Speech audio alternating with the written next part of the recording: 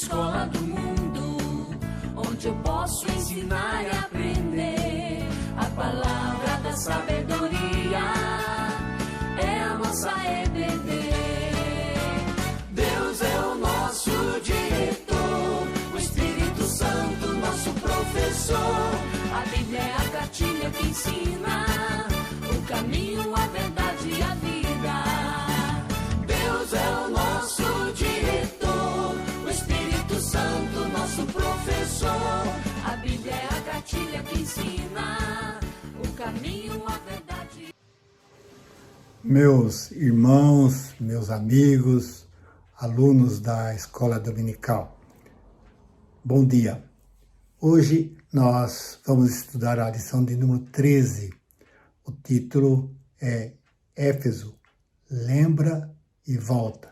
Ela faz parte da revista Expressão. Essa revista tem 13 estudos, todos baseados nas 7 igrejas do Apocalipse. Eu convido a você que acompanhe a leitura que faço no livro do Apocalipse, capítulo 2, versículos de 1 a 7. Ao anjo da igreja em Éfeso escreve: essas coisas diz aquele que conserva na mão direita as 7 estrelas e que anda no meio dos 7 candeeiros de ouro. Conheço as tuas obras, tanto o teu labor como a tua perseverança, e que não podes suportar homens maus, e que puseste à prova os que a si mesmos se declaram apóstolos e não são, e os achaste mentirosos, e tens perseverança, e suportastes provas por causa do meu nome, e não te deixaste esmorecer. Tenho, porém, contra ti que abandonaste o teu primeiro amor. Lembra-te, pois, de onde caíste, arrepende-te e volta à prática das primeiras obras, e se não, venho a ti e moverei do teu lugar o teu candeeiro, caso não te arrependas. Tens, contudo, a teu favor, que odeias as obras dos nicolaítas, as quais eu também odeio. Quem tem ouvidos, ouça o que o Espírito diz às igrejas. Ao vencedor, dar-lhe-ei que se alimente da árvore da vida que se encontra no paraíso de Deus. Vamos invocar a presença de Deus, vamos orar. Bondoso Deus, nosso Pai, nós acabamos de fazer a leitura da Tua Palavra. E agora, Deus, quando vamos estudá-la, pedimos a Tua orientação, a sabedoria que vem do Teu Espírito, Pai, para que tudo façamos para a Tua honra e glória. É o que pedimos e já agradecemos no precioso nome de Jesus. Amém. O amor de Deus nos constrange a amá-lo acima de todas as coisas e também amar ao próximo como a nós mesmos.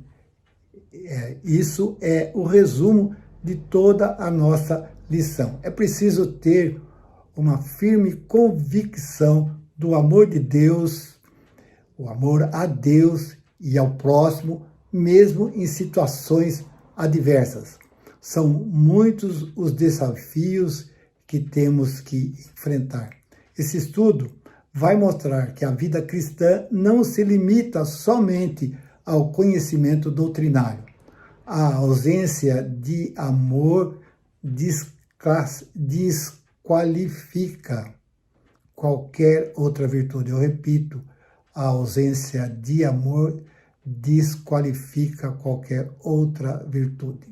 Éfeso era a capital da província romana e uma das 3 maiores cidades do litoral leste do mar Mediterrâneo. Cidade da deusa grega Ártemis, a mesma deusa Diana para os romanos, cujo templo era uma das 7 maravilhas do mundo antigo. Os seus cultos eram impuros e vergonhosos. Muitas batalhas foram travadas contra os cristãos que eram pacíficos, revelando o conflito do mundo contra Cristo e a sua igreja. Foi na cidade de Éfeso que Teodósio II imperador romano do Oriente, reuniu em 431 depois de Cristo o terceiro concílio ecumênico, e nesse concílio Maria foi denominada Mãe de Deus. Essa decisão resultou na queda definitiva da deusa Ártemis, a Diana dos Efésios. Nessa lição, veremos o desafio de mantermos uma vida doutrinariamente saudável. Isso não é fácil. E, ao mesmo tempo, um genuíno amor a Deus e aos irmãos na fé. E até mesmo amor aos nossos inimigos. Um pouco mais sobre a cidade de Éfeso. A cidade era rica de relevância histórica, relevância também religiosa e comercial. Poderíamos descrever como um lugar próspero, feliz e justo, se não houvesse ali uma igreja de Cristo, entre aspas, para atrapalhar esse cenário otimista. A igreja tem que dar exemplo, a igreja tem que proclamar o nome de Deus. E muitas vezes o mundo rejeita e até vai contra a igreja, trabalha contra a igreja. A igreja de Cristo sempre terá uma natureza diferente do mundo. Seu regime, a política, a ideologia, os vícios e os pecados. E a igreja tem que pregar. A pregação da igreja é contra o pecado, contra todas essas coisas que o mundo proclama. O mundo não quer saber de Deus. Como representante do reino dos céus, ela estará sempre em choque, em guerra contra a reivindicação que o mundo faz para si. Diferente da promessa de felicidade, significado e realização para os homens proclamada pelo mundo. A pregação da igreja é que somente Deus, em Cristo Jesus, traz ao ser humano as bênçãos eternas. Segundo um importante teólogo, o desafio da igreja de Éfeso era enfrentar uma sociedade próspera, de boa reputação, porém hostil ao cristianismo. Essa sociedade recusava rejeitar o pecado e a idolatria. Ela cultivava o pecado e a idolatria. Era uma cidade portuária, utilizada por Roma como centro de administração e também de confecção de artigos religiosos. E eu leio um texto bíblico que faz referência ao Demétrio, Atos 19, 24. Pois um ourives, chamado Demétrio, que fazia de prata nichos de Diana e que dava muito lucro aos artífices. Em Éfeso havia um teatro que comportava cerca de 24 mil pessoas. A Igreja de Cristo enfrentava naquele lugar a idolatria e a imoralidade. O templo de Éfeso era utilizado para a propagação da religião do Império Romano. Os judeus isolavam cada vez mais os cristãos que ficavam então expostos à perseguição romana. Na descrição do Apocalipse, a igreja estava mantendo-se pura e afastada, embora a imoralidade não deixasse de ser um desafio por ela, ou para que ela enfrentasse todos os dias. O filósofo Heráclito, nascido em Éfeso, afirmou que nem entre os animais, olha só, se via tamanha promiscuidade como nos cidadãos de Éfeso. Vamos falar um pouco sobre a identidade de Cristo no Apocalipse. Cristo se identifica de duas maneiras.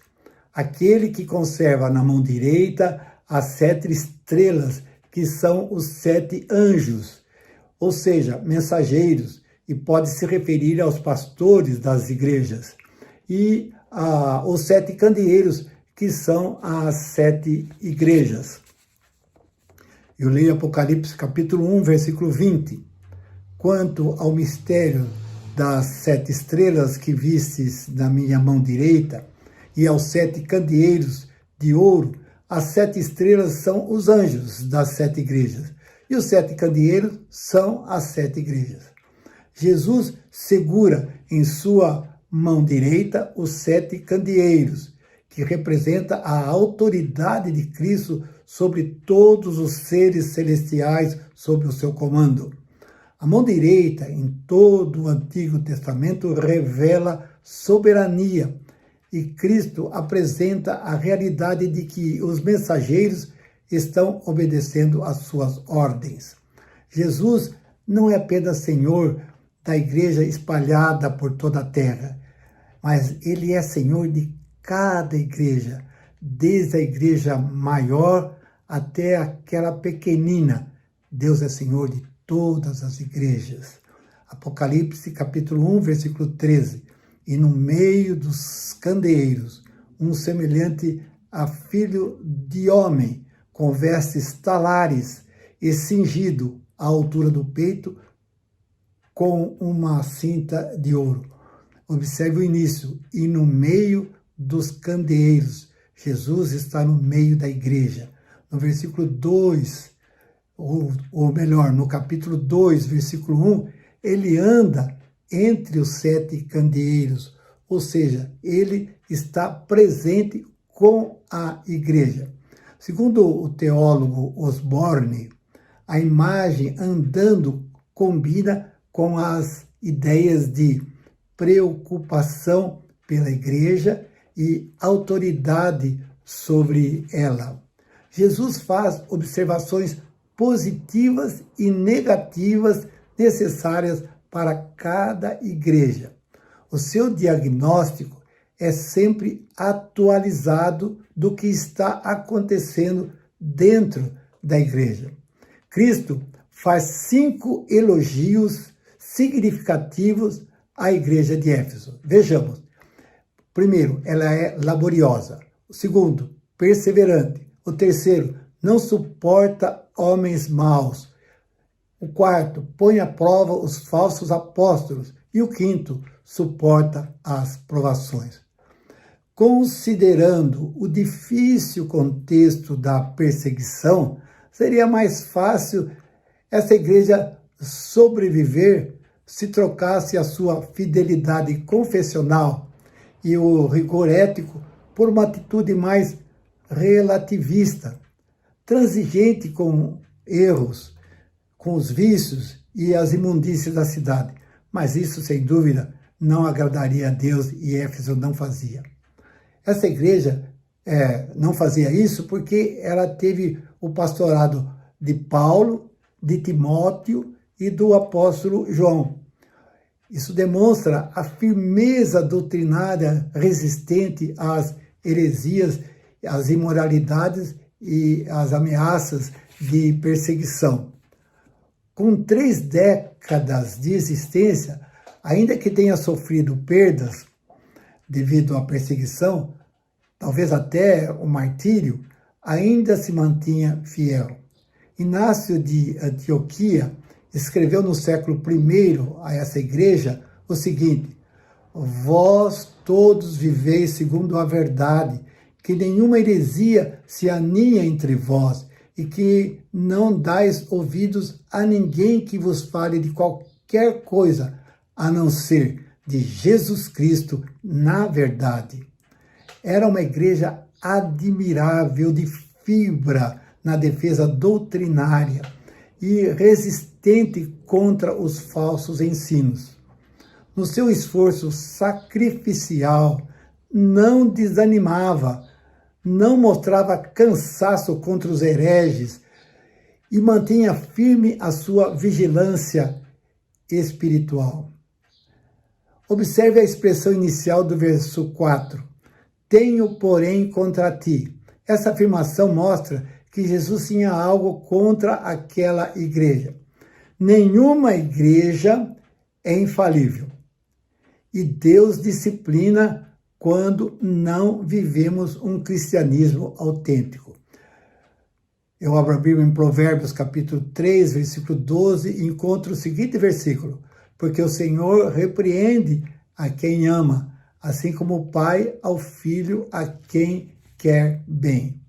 O primeiro amor descrito no verso 4 sugere aquele amor do início da caminhada cristã, e nós observamos isso quando uma pessoa se converte, entende o que é o evangelho, ele fica eufórico, ele quer contar para todo mundo, e esse é o amor inicial. Ela foi fundada por Paulo, ela viveu dias de intensa consagração, disposição e voluntariedade. Com o passar das décadas, sofrendo perseguições e intensas privações, ela deixou de exercitar a principal e maior das virtudes, que é o amor. 1 Coríntios 13, 13, né? É o capítulo que fala sobre o amor.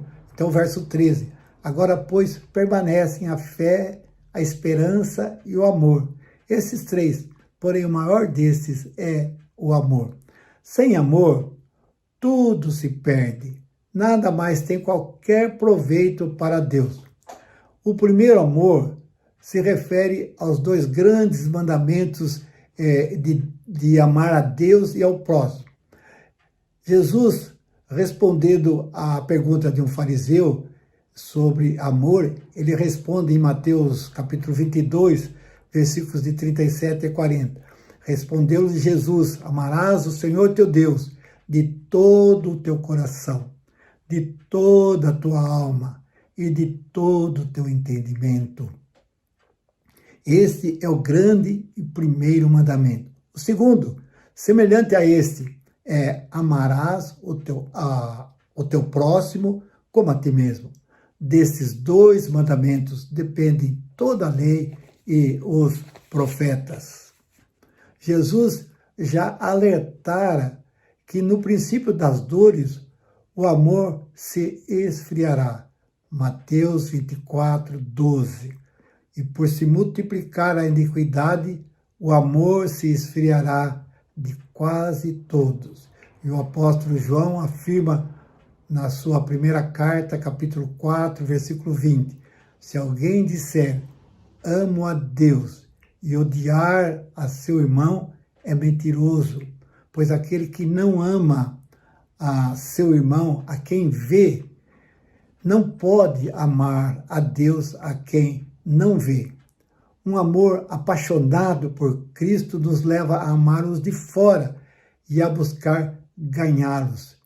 Isso essa igreja tinha perdido. No verso 5, lemos: lembra-te, pois, de onde caíste. É a oportunidade do arrependimento oferecido por Cristo. O arrependimento afeta todo o relacionamento externo com Deus e com o próximo. Arrepender-se é dar as costas ao pecado, e fé é voltar-se para Deus. Cristo é amável e paciente e nos dá tempo para a consideração do próprio pecado. Ele nos trata segundo a sua grande misericórdia, mas não espera para sempre o nosso arrependimento, pois não permitirá que o seu nome seja envergonhado. Como pecadores que somos, sujeitos à corrupção, sempre precisaremos de nos arrepender. Calvino, falando sobre o arrependimento, diz que depois de iniciado, precisamos dar-lhe continuidade durante a nossa vida toda e não abandoná-lo até a nossa morte. No mesmo verso 5, Cristo também faz um alerta: se não venho a ti e moverei do seu lugar o teu candeeiro, caso não te arrependas. O candeeiro representa a luz, e a igreja de Éfeso perderia a sua luz ou deixaria de ser igreja caso não se arrependesse. Segundo Inácio de Antioquia, em seus escritos, dá a entender que Éfeso levou a sério o chamado de Cristo e se arrependeu. Ela se humilhou e voltou à prática do primeiro amor. No verso 6, o Senhor ainda elogia a igreja porque odiavam as obras dos nicolaítas. Os nicolaítas são identificados como seguidores de Nicolau, que possivelmente, nós não sabemos exatamente, possivelmente fora um dos diáconos ordenados em Atos dos Apóstolos, capítulo 6, e que se desviou da fé. Mas, na verdade, pouco sabemos sobre os nicolaítas. Sabemos que eles encorajavam os crentes a participarem nas festas idólatras dos pagãos e praticarem a prostituição. Era uma heresia ao ensino e muito semelhante ao ensino de Balaão. O fato importante é que as igrejas da Ásia estavam sob constante ataque das heresias e que Pérgamo e Tiatira estavam cedendo, estavam sendo influenciadas. Éfeso, no entanto, se mantinha leal ao Evangelho, mantendo a pureza doutrinária. No verso 7, Jesus inicia com a fórmula padrão. Quem tem ouvidos, ouça o que o Espírito diz às igrejas. Temos nesse verso a promessa para aqueles que vencerem. Dar-lhe-ei que se alimente da árvore da vida que se encontra no paraíso de Deus. Essa promessa, ao contrário de Adão e Eva, que a perderam, torna-se atual para aqueles que se mantêm nos caminhos do Senhor até o fim. Não apenas em fidelidade doutrinária, mas vivendo a expressão real do amor de Jesus. O acesso à árvore da vida altera, portanto, os efeitos da desobediência provocados pelos nossos primeiros pais. Aquele espaço de acesso exclusivo aos vencedores é reservado para todos aqueles que perseverarem até o fim. Um lugar de vida eterna, onde os salvos permanecerão para sempre. Que maravilha! Alheios ao pecado, e onde não mais haverá sequer cheiro de morte. Conclusão. A igreja de Éfeso possuía boa teologia, fidelidade confessional e experiência. Era referência na Ásia Menor para as igrejas mais jovens. Mas Cristo quer que a igreja de Éfeso expresse aquilo que é mais evidente, mais necessário, o amor. Uma igreja que não tem amor será reprovada aos olhos de Deus. Aplicação. Nos dias de hoje, vivemos as igrejas evangélicas um crescente interesse pelo estudo teológico. Isso é bom. Mas isso não indica necessariamente crescimento no amor sincero e autêntico a Deus e ao próximo. Crescer em conhecimento é importante, mas se isso não estiver gerando mais amor em você, desconfie, porque algo está errado. Aprender de Jesus é aprender a amar. Oremos. Bondoso Deus, nosso Pai, nós te agradecemos porque o Senhor é bom, porque a Tua palavra fala conosco. Nós te agradecemos pelo estudo que fizemos da Tua palavra e permita, ó Deus, que possamos praticar esse amor que é o amor que vem de Ti, Pai, para que a nossa igreja cada dia possa servir com integridade, com firmeza, com sabedoria, mas sobretudo que haja esse sentimento de amor. Aceita, Senhor, a nossa gratidão por todas as nossas bênçãos que o Senhor tem recebido, que tem concedido, Senhor, a todos nós. Pedimos também, ó Deus, que o Senhor sare a nossa terra, que o Senhor esteja com os enfermos, ó Pai, afofando leitos, curando as pessoas segundo a Tua grande misericórdia e o Teu propósito, Pai. Perdoa os nossos pecados, nós oramos no nome precioso de Jesus, o nosso Salvador e Senhor. Amém.